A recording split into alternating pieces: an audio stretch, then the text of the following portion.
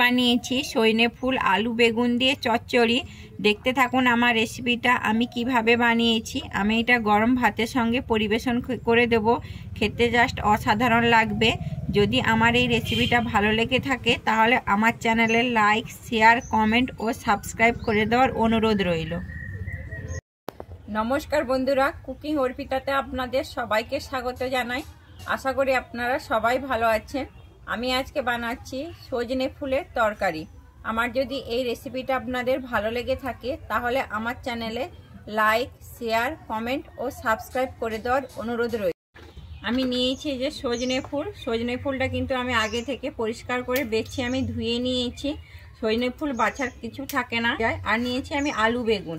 আমি আলু বেগুনটাও কেটে পরিষ্কার করে ধুয়ে নিয়েছি। আমি সজনে ফুলে প্রথমে লবণ আর হলুদ মাখিয়ে নেব। দিয়ে দিচ্ছি পরিমাণ মতো লবণ আর দিচ্ছি হলুদ, দিয়ে আমি খুব ভালোভাবে মাখিয়ে নেব।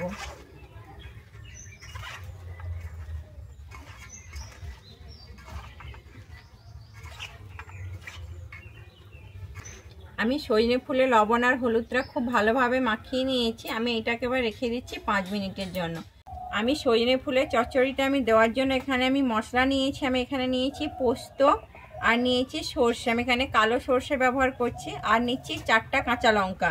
আমি এবার সর্ষে, পোস্ত, কাঁচা লঙ্কাটা আমি একসঙ্গে বেটে নেব।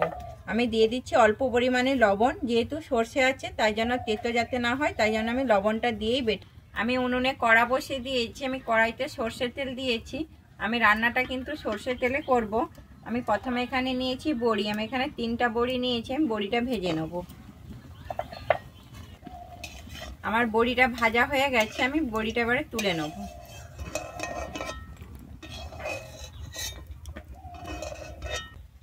আমি এই তেলের মধ্যে এখানে দিয়ে দিচ্ছি প্রথমে একটা শুকনো লঙ্কা। আমি একটা শুকনো লঙ্কা ছিঁড়ে নিয়েছি আর নিয়েছি 5 ফোড়ন।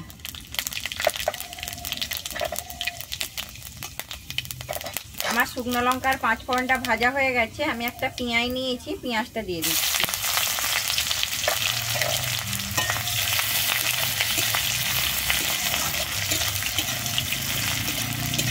আমি পেঁয়াজটা কিন্তু একটু লাল করে ভেজে নেব। আমার পেঁয়াজটা ভাজা হয়ে গেছে। আমি এরপর এখানে দিয়ে দিচ্ছি কেটে রাখা আলু বেগুনটা।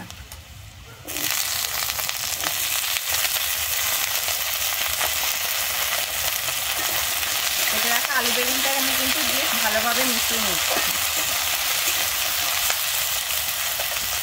আমি আলু বেগুনের মধ্যে দিয়ে দিচ্ছি পরিমাণ মতো লবণ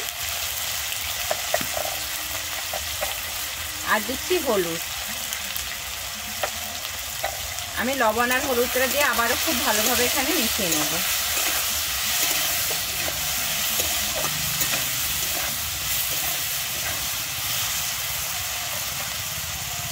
আমি এবারে ঢেকে দিচ্ছি 1 থেকে 2 মিনিটের জন্য।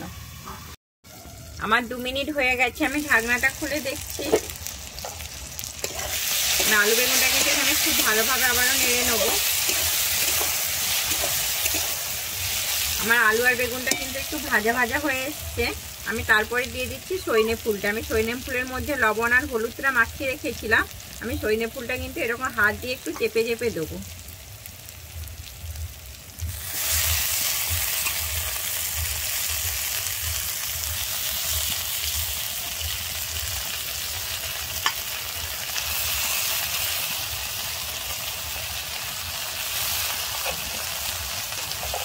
আমি দিয়ে কিন্তু খুব ভালোভাবে আলু বেগুনের সঙ্গে এখানে মিশিয়ে নেব।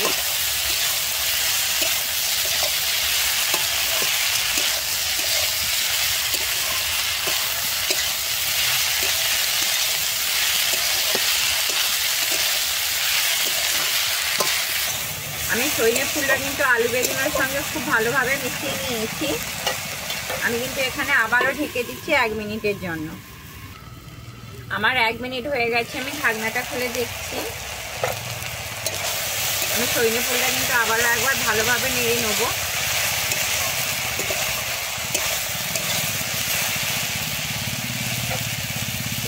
আমি কিন্তু আবারও এখানে 1 মিনিটের জন্য ঢেকে দিচ্ছি। আমার 1 মিনিট হয়ে গেছে। আমি ঢাকনাটা খুলে দেখছি। আমার কিন্তু ফুলটা একটু ভাজা ভাজা মতো হয়ে গেছে। আমি এরপর এখানে দিয়ে দিচ্ছি বেটে রাখা পোস্ত, সরষে আর কাঁচা লঙ্কাটা। আমি সরষে পোস্ত কাঁচা লঙ্কাটা দিয়ে কিন্তু 1 থেকে 2 মিনিটের জন্য এখানে ভেজে নেব।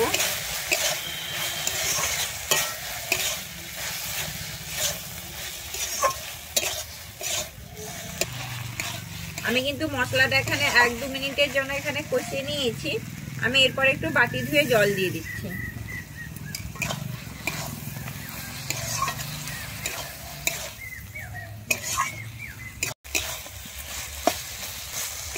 আমি যে জলটা দিয়েছিলাম আমার জলটা কিন্তু এখানে শুকিয়ে গেছে, মশলাটা এখানে খুব সুন্দর কষানো হয়ে গেছে। এরপরে আমি জল দিচ্ছি। জলটা আমি অবশ্যই অল্প পরিমাণেই দেবো, যেহেতু আমার ফুল আর আলু আর বেগুনটা এখানে খুব ভালোভাবে ভাজা হয়ে গেছে, তাই জন্য আমি জলটা কিন্তু এখানে অল্পই দিচ্ছি। দিয়ে আমি খুব ভালোভাবে এখানে মিশিয়ে নেব।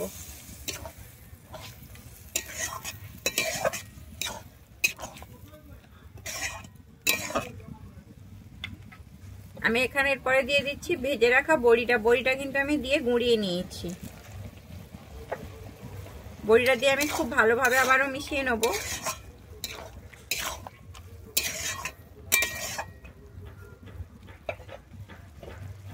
আমি আবারও এখানে ঢেকে দিচ্ছি 2 থেকে 3 মিনিটের জন্য।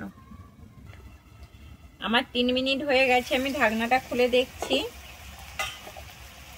আমি যে জলটা দিয়েছিলাম আমার জলটা কিন্তু এখানে সম্পূর্ণভাবে শুকিয়ে গেছে, আর আমার রান্নাটাও কিন্তু সম্পূর্ণ এখানে কমপ্লিট হয়ে গেছে। আমি এখানে উপর থেকে দিয়ে দিচ্ছি একটু কাঁচা সরষের তেল, দিয়ে আমি এবারে খুব ভালোভাবে মিশিয়ে নেব। আমার রান্নাটা সম্পূর্ণ রেডি হয়ে গেছে। আমার যদি এই রেসিপিটা আপনাদের ভালো লেগে থাকে তাহলে আমার চ্যানেলে লাইক, শেয়ার, কমেন্ট ও সাবস্ক্রাইব করে দেওয়ার অনুরোধ রইল। আমি এবারে নামিয়ে নিচ্ছি।